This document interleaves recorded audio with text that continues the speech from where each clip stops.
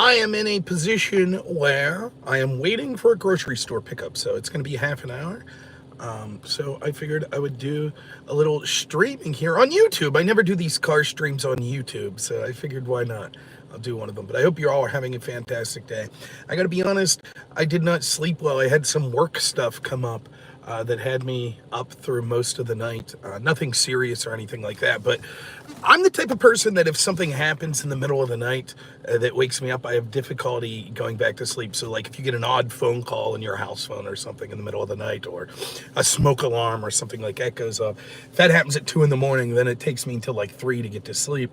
And last night it was like I had stupid stuff in the vein of that occur twice. I had it occur at about 2:30 in the morning and then at about 4:30 in the morning. So I just got into bed about 1, woke up at 2:30, just nodded off again at about 3:45, and got woken up again at 4:30.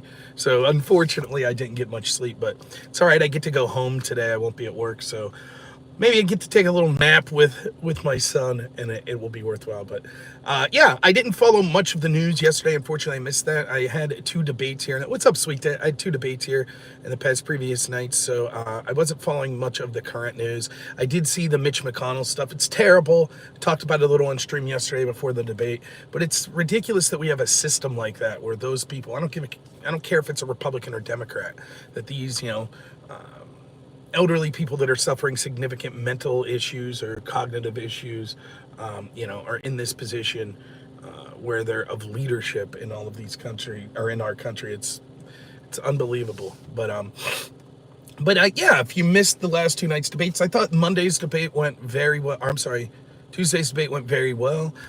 It ended up being a 2-on-1. It was on the record of Biden versus Trump. Those are the sorts of debates I like. Wick, I think, tried to steer the debate to be favorable for his side as the moderator, but it wasn't egregious. I totally accept it, no problem. Last night was a shit show. Last night's what you see when someone doesn't have a control of the facts, and so they decide that they're going to try to cop an attitude and constantly try to pivot and change the direction of the conversation in order to kind of hide from their audience just how little they know on the facts. We had such greatest hits as, if you have connections to Russians, then yes, FISA warrants are justified, but not when it's Hillary's camp too. Well, how are you going to trust things like the official records, such as the IG report, the Durham report, that says exactly what the FBI did, even when the FBI is now admitting that? Because I have some guy that says that's not true. So agree to disagree. Who can make a decision? I'm not going to rehash the whole debate. Last night I was bored and I went through the debate. But what I will say is this. When it comes to these issues of corruption and double standard, none of these people can defend it. None. They're never able to defend it. So it's always the same playbook. Just call you a conspiracy theorist, say that it's all bullshit. But when you try to talk the specifics of it, they're unwilling to do so. They just have to hand wave. It's different when the other side does it, and they can't talk the specifics. They're trying to sit there and Google as it's going on. I would debate that guy again last night if we had a moderator. If it was a moderator that, it wouldn't matter who the moderator is. It could be a left-winger or a right-winger. I would leave it be someone like Destiny or someone like Pisco, or if he would insist on a left-winger, I'd be happy to do it in front of the Crucible or any of those places. But yeah, it's difficult to have conversations like that because people just aren't engaged in good faith. What's up, Duke? How you doing, man? So, yeah, you could watch the debate. The debate itself starts about an hour into the live stream from last night. Maybe I'll clip that and just put the actual debate up, because after the debate, then I talked to my friend Aftershock, and then I was just bored and curious and went back and rewatched the debate for myself. So it looks like a big 5-hour debate. It was only like an hour and 45 minutes or something like that, the debate. And of course it ends as you would expect, him running away, him rage quitting, which is to be expected. That was probably the best move he could have made at the time. So I'm sure he'll be on his live stream today talking about how great he did and things like that. But it was a really poor performance. As we went back and re-looked at it last night, you could see how he was dishonest the entire time. Maybe you make a mistake once or twice, but when you constantly say, I didn't say that, and you did, when you constantly say that you have evidence for something, and then every time we look into the evidence, you're factually wrong. The evidence doesn't say what you're claiming it says, but then you're like, but that doesn't matter, just moving on. It's a really bad look for him. So, don't wish wish any ill will to the person or anything like that, but I think it's worth bringing up that that's indicative of how these debates normally go. They're incapable of dealing with the facts. They can't when you get into the details and you show that these double standards, they can't deal with it. And that's because of something overarching that I've talked about before, that it's not that they don't know, or it's not that they know that they're lying. That's not what it is. They truly believe that they are morally superior. They believe that. And so they don't want to put themselves in a position where they have to admit that there's a double standard, but they're okay with it. I talked to this guy, Mojo Risen, last week, and we had a big 4-hour discussion. And over the course of that discussion, we went line by line through sort of arguments I had to show sort of corruption and double standards at the FBI. And at one point he says, about 3 hours into the discussion, I just don't care about these issues. And then it takes a little while longer, and the reason he doesn't care is because he says, when I get to the point that the FBI thought Trump was an existential threat to them and that he was dangerous, and so that's why they do this stuff, he says they're right. That's the truth. He doesn't care about the issue. He likes the results. It's the same with this guy last night. It's the same with 95% of these lefties. They're happy with the results. They're happy with it. They hate Trump. Trump represents everything that they have been taught to despise. All of their chantings, systemic racism, and everything that they just, these mantras of this cult that they're in, that they just repeat over and over. Trump represents the end point of all of it. But it doesn't mean that that's who he actually is, but that's how it's been painted. He's like a comic book villain to them. He represents he's white, and he's rich, and he's Republican. Like all of these things. And so that's how the media portrayed him, that he was the worst ever. What did he do that was so bad? You got the way he talks and stuff like that. Hey, I'm not going to defend Trump's personality. Obviously, it's a personality that's off-putting to many people. That's absolutely their right. What's happening? That's absolutely your right to not like him personally. I get that. There are things he does and says that annoys the piss out of me, too. Got it, right? He probably cheated. It's almost beyond dispute. He cheated on his wife. That's not cool. It's not something I respect. I'm not saying to like the guy personally, but they treat him like he's a demon. What did he do? What's up, Robert? Yeah, Grambler, my old ATS name. Thank you.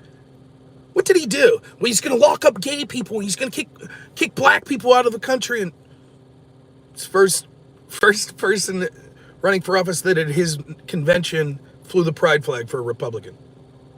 Didn't do anything to harm gay people. Black people were doing better under him economically. He signed these prison reform bills that they couldn't get Obama to sign, probably to the chagrin of other Trump supporters. What exactly did he do? He's going to get us into nuclear war. World was far more peaceful under Trump than it is now under Biden. So what is it exactly about him? They just hate him. They hate his personality. They hate what he really did that triggered the establishment was that he called into challenge their authority. He represented something that was, well, maybe he'll want to make decisions instead of letting the FBI and the State Department and the Treasury Department and all of these corporations, maybe he'll want to make the decisions. That could be good or bad as far as what does that mean for the average American, right? You could make the argument, we don't want some rogue coming in and making decisions that are against what the traditional establishment decisions have been. I disagree. I think those traditional establishment decisions have been terrible. But it doesn't matter if what he was doing was good or not. The system that we're told that we engage in, the promise that we all have that keeps us all peaceful and collected as a country, is that we have this system where we vote, and then based on those votes, there's a winner, and that guy that wins is in charge of certain things that are outlined in the Constitution. Not unelected bureaucrats at the FBI, not unelected bureaucrats at the State Department. And so when Trump on the campaign trail starts being critical of like the FBI, that's when Chuck Schumer comes out and says they'll find 6 ways of Sunday of getting back at him. That's the turning point. when they're like, uh-oh, here's a guy that we don't control. He might make decisions on his own that we don't like. We have to bury him. And of course, the people on the left, the average Democrat voter, they go along like little lemmings. Yes, Trump's Hitler. Yes, Orange Man bad. He's the worst. So because of that, they're willing to justify anything against Trump and by proxy his supporters. Anything. It doesn't matter. Any amount of double standard. And when you start to point out those double standards, you could see how they have no factual basis for the reasons for these double standards existing. That's what the debate last night illustrates. When you start to get into the minutia, well, why, for the first time in history, were we using FISA warrants to spy on a president? Well, he had a bunch of connections to Russia. Really? Give me some. Well, Steve Bannon worked for Cambridge Analytica, and Cambridge Analytica sold data on incels to Russia. What? What? It's Rachel Maddow. They accuse you of being a conspiracy theorist, and then they're just pushing Rachel Maddow levels of conspiracy theory. What does that have anything to do? Yeah, that alone, Bannon being on Cambridge Analytica and them selling data to Russians, that alone was reason to justify any connections between Trump's team and Russia. But they didn't just investigate. They used a FISA warrant. They spied on the presidential team and then later the president. Yeah, that's a tool that they could use. It's nonsensical. If the same tactics were employed against the people they wanted, if Trump would have directed his FBI to give FISA warrants to spy on Biden because of connections he had to China, for example, this guy would have went nuts.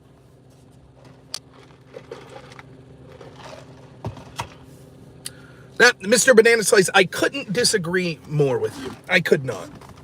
This is exactly the rationale that allows this two-tiered system to exist in the first place. So Mr. Banana Slice says there, talking about double standards is never good because there will always be at least minute differences, and therefore we can't talk about double standards, and therefore we should talk about whether something is good or not. The problem is that gets you nowhere, because you could say, I don't think it's good to have investigations into your opponent like that, and they'll say, yeah, it is, because Trump could have been connected to Russia, and being connected to Russia would be terrible, and that could be something that was really bad. But it's more than just a fundamental belief. I don't know how to make it more simple. Mr. Banana Slice is saying, if we go back to the analogy that I've used over and over again, you can't talk about the double standards of police only targeting black people in some 1930s small town. All you could talk about is whether or not the police arresting people is good or bad. It's nonsensical. It's absolutely, I can't disagree more with that position. It is a position that is used, rather intentionally or unintentionally, to justify the weaponization of the FBI. What he would force you to do is try to argue with your hands tied behind your back, where you would have to say things like this. The discussion shouldn't be, is there a double standard in how the FBI targeted Trump versus how they targeted Hillary Clinton or Joe Biden? The discussion should just be, can the FBI target? It's going to be real hard to win the argument. No, I don't think the FBI should ever be allowed to investigate. I don't think so. That's a real hard... Oh, so then I get into an argument and someone's like, well, here's reasons. No one should be above the law. That's a simple case to make. No one's above the law. Okay, we shouldn't have a president or shouldn't have a politician or a campaign for president that should be allowed to break laws and not be investigated. I would agree with that statement. Fair enough. Okay, well then, nothing to argue about. That's where Mr. Banana Slice there would put you. Arguing the double standard is worthless. We can't argue that. Instead, it's nonsense. And to say that there's minute differences, that gets to the heart of what we're talking about. They will justify any sort of actions based on saying, but this situation's unique. But Trump's the worst ever, so it's all okay. Anything that you do to Trump or Trump supporters is okay because it's unique and there's never been a situation like them, and therefore it's all okay. And you can't point out the double standard. So if they decide that they're going to censor Trump supporters or they're going to lock up Trump supporters, and you're like, but wait a minute, here's disinformation that occurred on the other side, here's massive violence that occurred even at the White House from the other side, they'll say, well, you can't talk about those double standards. All you could ask is it okay for them to target Trump supporters? They're committing an insurrection. Isn't that okay? He says, I'm not saying never argue, I'm saying in a debate it never goes in a positive direction ever. They can always weasel out of the argument by saying there are differences. Right, and then you point out how they're weaselly by saying there are differences, therefore it doesn't apply. Again, I don't understand how you would... You explained to me then, what would the argument been last night? Go ahead. You explain to me what the argument is. Go for it. They're going to say Trump indictments, 4 indictments. Yep, let's let them go. Keep indicting Trump. Keep investigating. Your answer is? Go ahead. Let's hear what Mr. Banana Slice's argument is.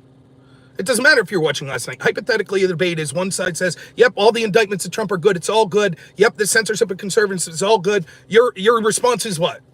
Go ahead. Specifically to the indictments. What's your response going to be to that? You say, nah, they shouldn't be allowed to investigate Trump? Go ahead. Let's hear what your response would be. I'm interested. This is why what I did last night and what I constantly do is I say, well, what's the standard that we should employ before having these sorts of investigations? And the opponent last night said, well, the standard is shady connections to Russian oligarchs or spies would justify these sorts of FISA warrants. Okay, well, Hillary's team had that. Now, of course, Banana Slice is ready, where they'll say, but there's slight differences. There's slight differences. What's up, Ginge? How's it going? But it's still worth pointing out those differences that illustrates the double standard. And if the left is incapable of defending the factual nature of it, which we saw last night, and I've seen pretty much any time you debate these sorts of things, that's on them. That shows the absurdity of their position. We'll never be able to end this corruption if you don't end the double standard. Just arguing should the FBI exist, should the FBI have the tools to investigate or not, is a losing argument. It is a losing argument. He says, I'm saying it's better to question the moral question than the comparison about the other. Don't get me wrong, I talk about the double standards all the time. It just feels like it goes nowhere. What moral question? What's the moral question? The moral question of whether or not Trump should be indicted, right? So, for example, what can happen is this. Trump took classified documents home. You say, we can't say that there's a double standard. We can't say, but this literally happens with every presidency, every vice presidency. How is this treated? You're saying we can't say that. All we can ask is it technically against the law to take classified documents? Yes, it is. Therefore, the indictment of Trump's justified. How do you argue that? You just have to bite the bullet and say, yes, the indictment of Trump's justified. That's your argument? Or there's an impeachment of Trump, a quid pro quo, because he allegedly issued a quid pro quo. The double standard is, okay, so it's a side question. Okay, we have this side question, so please argue with me. Trump took classified documents. What's your response to this? Your response is, but that you have to, either A, you agree that Trump should be indicted for the taking of classified documents, or B, you're going to make the case why he shouldn't be indicted for the taking of classified documents, but you're not going to bring up a double standard. So go ahead. I'm interested in how you make this argument. Go ahead. Let's see what you do. There you go. Is it wrong to take documents, yes or no? Yes, the law says that's wrong, okay? And, therefore, the indictment of Trump's justified? That's your argument?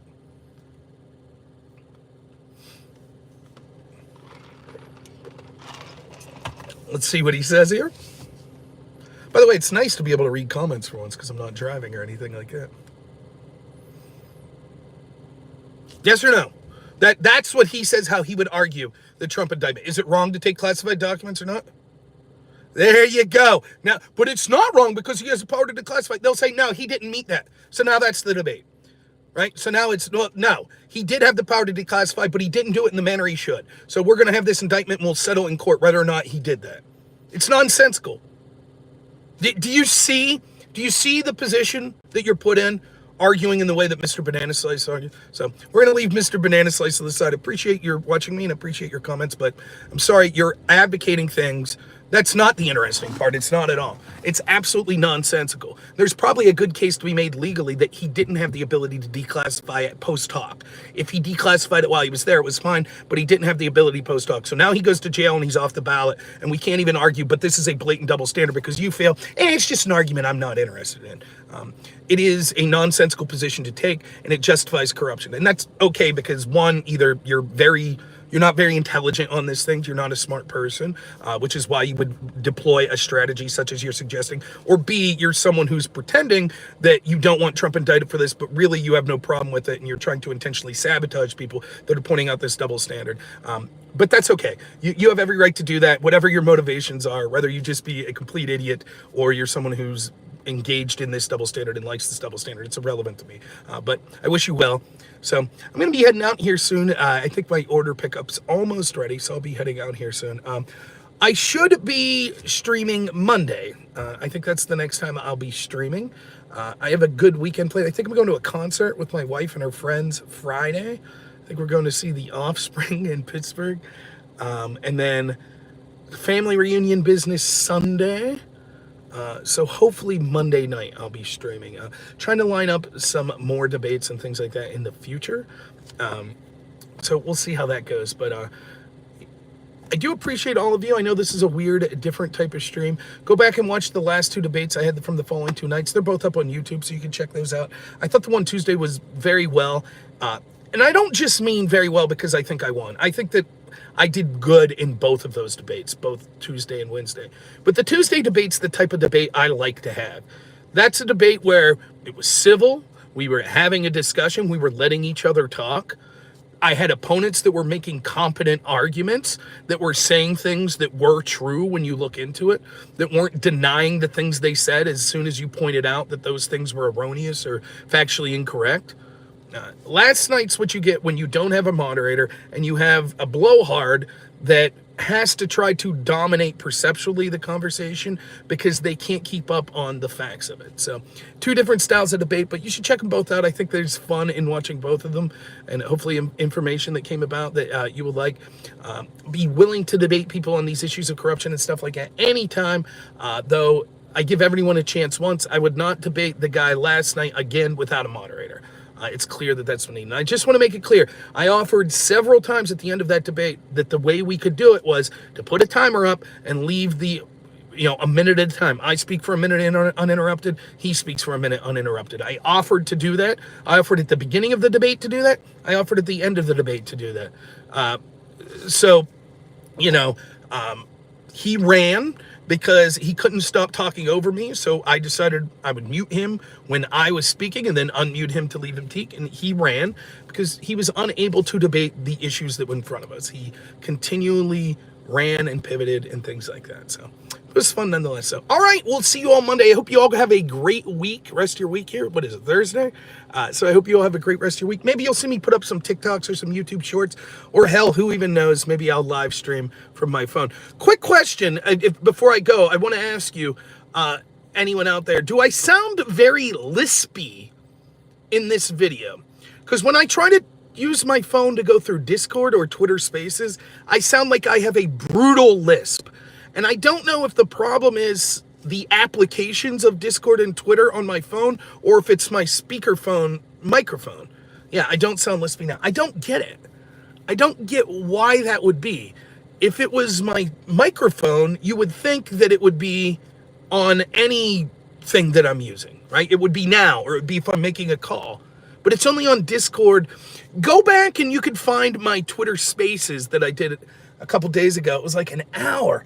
And then I went back and relit them, and I was just like, the craven themes and when it's like, oh my God, it's so bad to listen to. Maybe I'll get sympathy points, though. Maybe people that don't know me will be like, oh, this guy's got a speech impediment. We'll listen to him. He's trying real hard. So, anyways, thank you all so much. I hope you all have a great rest of your day and weekend. And as always, have a good one.